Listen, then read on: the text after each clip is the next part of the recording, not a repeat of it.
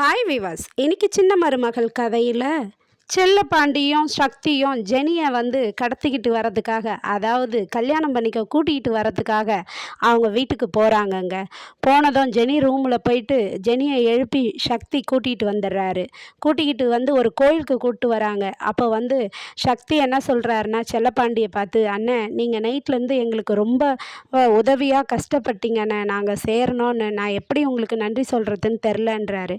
உடனே செல்லப்பாண்டி சொல்கிறாரு, அட என்னப்பா, எங்கள் பொண்ணு சொல்லி அமைச்சர் இந்த வேலையை எனக்கு கொடுத்தாருன்னா அப்போ நான் அந்த வேலையை நல்லபடியாக செய்ய வேண்டாவா? சரி இந்தாங்க உங்களுக்கு ட்ரெஸ்ஸு, நீங்கள் நல்லபடியாக ட்ரெஸ் எல்லாம் மாற்றிக்கிட்டு வந்துடுங்க. குளிச்சுட்டு நான் ஐயர்கிட்ட பேசிட்டு மாலைலாம் வாங்கிட்டு வந்துடுறேன்னு சொல்கிறாரு. உடனே ட்ரெஸ்ஸு மாற்றிக்கிட்டு வந்துடுறாங்க. மாலையெல்லாம் கொடுத்து போயிட்டு ஐயர்கிட்ட சொல்லி சாமி பேருக்கே அர்ச்சனை பண்ணி கல்யாணத்தை பண்ணி வச்சிடுறாரு செல்லப்பாண்டி சக்திக்கும் ஜெனிக்கும்.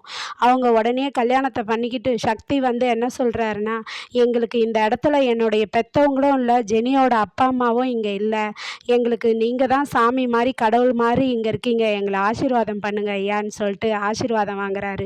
ஜெனிக்கும் சக்திக்கும் நல்லபடியாக கல்யாணம் ஆகிடுது. கல்யாணம் ஆனதும் அதுக்கப்புறமா வர வழியில் அவங்க அப்பாவுக்கு தெரிஞ்சவர் யாரோ வராங்கன்னு சொல்லிட்டு ஜெனி முகத்தை மறைச்சிக்கிட்டே ஆட்டோவில் உக்காந்துட்டு வராங்க. அப்போது சக்தி கேட்குறாங்க, என்ன கேட்குறாருன்னா, நம்ம இப்போ எங்கேண்ணே போகிறோம், எங்கே போகிறதுனே எனக்கு தெரியலையே அப்படின்றாரு. அட வாங்கப்பா, நமக்கு தெரிஞ்ச இடத்துல உங்களை நான் தங்க வைக்கிறேன் அப்படின்னு சொல்கிறாரு செல்லப்பாண்டி. அமைச்சர் அவுட் ஹவுஸ் ஒன்று இருக்குது, அந்த வீடை திறந்து கொடுக்க சொன்னாராம், அங்கே தான் உங்களை நான் தங்க வைக்க போகிறேன்னு சொல்லிட்டு வராரு. அதுக்கப்புறம் ஜெனி வீட்டில் ஜெனியை காணோன்னு தேடுறாங்கங்க. எங்கன்னு பார்த்தா ஜெனி படுக்கையில் தலைக்காணியெல்லாம் வச்சுட்டு ஓடி போயிடுறாங்க. அவங்க அம்மா தேடந்தும் ஜெனி இல்லை. உடனே அவங்களுடைய கட்சிக்கார தலைவர் வீட்டுக்கு போகிறாங்க. போயிட்டு ஜெனியோட அப்பா தாமஸ் சொல்கிறாரு, ஐயா நான் மோசம் போயிட்டேன் ஐயா, என் பொண்ணு ஓடி போயிட்டா அப்படின்னு விஷயத்த சொல்கிறாரு.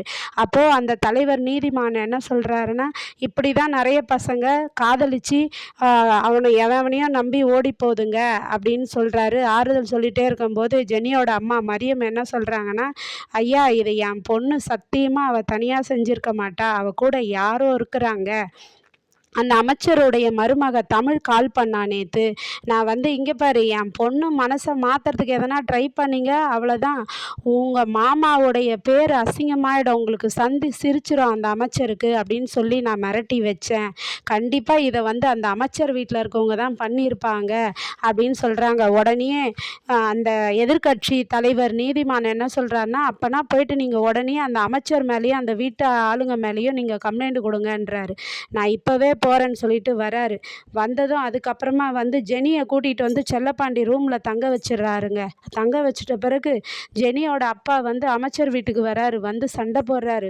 இங்கே பாருங்க அமைச்சரே, எங்கள் பொண்ணு எங்கே இருக்கிறாங்க சொல்லுங்க அப்படின்னு சொல்லி கேட்குறாரு. கேட்டதும் எனக்கு எதுவும் தெரியாது அப்படின்றாரு. ஆனால் அமைச்சருக்கு சர்வதேச சிறந்த அமைச்சர்னு விழா கொடுக்கறதா இருக்கிறாங்க. அவங்க வீட்டில் சந்தோஷமாக பேசிகிட்டு இருக்கும்போது இப்படி ஒரு கலவரம் நடக்குது அமைச்சர் வீட்டில். இல்லை உங்கள் வீட்டு ஆளுங்க தான் என் பொண்ணை கூட்டிகிட்டு எங்கேயோ வச்சுருக்கீங்க, நீங்கள் என் பொண்ணு எங்கே இருக்கா சொல்லுங்கள் அப்படின்றாங்க. உடனே அமைச்சர் சொல்கிறாரு, நீங்கள் அன்றைக்கி ஒத்துக்கலைன்னதும் எங்கள் வீட்டில் யாரும் இந்த விஷயத்தில் யாரும் தலையிடக்கூடாது அப்படின்னு சொல்லிட்டேன். அதனால் எங்கள் வீட்டு ஆளுங்க யாரும் இந்த விஷயத்தில் இருக்க மாட்டாங்க அப்படின்னு அமைச்சர் சொல்கிறாரு. இல்லை உங்கள் மருமக தான் ஃபோன் பண்ணா பேசினா, அவள் தான் இதை செஞ்சுருப்பா, உங்கள் வீட்டில் இருக்கவங்க தான் பண்ணியிருப்பீங்கன்றாங்க. உடனே அமைச்சரும் என்ன தமிழே, நீ எதனா அது மாதிரி பண்ணியா, என்னம்மா நீ சொல்லுமான்றாரு. இல்லை மாமா, சத்தியமாக நான் அப்படி எதுவும் பண்ணல, நான் ஃபோன் பண்ணி என்னால் எந்த உதவியும் பண்ண முடியாதுன்னு தான் சொன்னேன் அப்படின்றாங்க. உடனேங்க இந்த விஷயத்தை எல்லாம் பண்ணது இந்த ஈஸ்வரி, சித்ரா, ஐஷு, இவங்க 3 பேர் தான் காரணம். இதை மறைஞ்சு நின்று பார்த்துட்டு வாடி வாடி இந்த சமயத்தில் தான் உள்ளே போனோம் நம்மன்ட்டு உள்ளே உடனே என்ன சொல்கிறாங்கன்னா, மாமா நம்ம அவுட் ஹவுஸ் வீட்டை பூட்டி தானே வச்சுருந்தோம், இப்போ அந்த வீடு திறந்துருக்கு, யாரோ உள்ளே இருக்கிற மாதிரியே இருக்கு மாமா அப்படின்றாங்க. என்ன சொல்கிற, விடு அது அப்புறம் பார்க்கலான்றாங்க. உடனே தாமஸ் சொல்கிறாரு, ஓஹோ என் பொண்ணு அங்கே தான் நீங்கள் மறைச்சி வச்சுருக்கீங்களா அப்படின்றாங்க. உடனே அமைச்சருக்கும் என்னப்பா நீ வாய்க்கு வந்ததெல்லாம் பேசுகிற, நாங்கள் ஒன்றும் அவுட் ஹவுஸ்லாம் மறைச்சி வைக்கல, சரி வா இப்போவே அந்த அவுட் ஹவுஸை திறந்து பார்த்துருவோன்ட்டு திறந்து பார்த்தா ஜெனி, சக்தி, செல்லப்பாண்டி 3 பேரும் உள்ளே இருந்து வெளியே வராருங்க. அப்படியே ஷாக்காக ஆகுது தமிழுக்கு.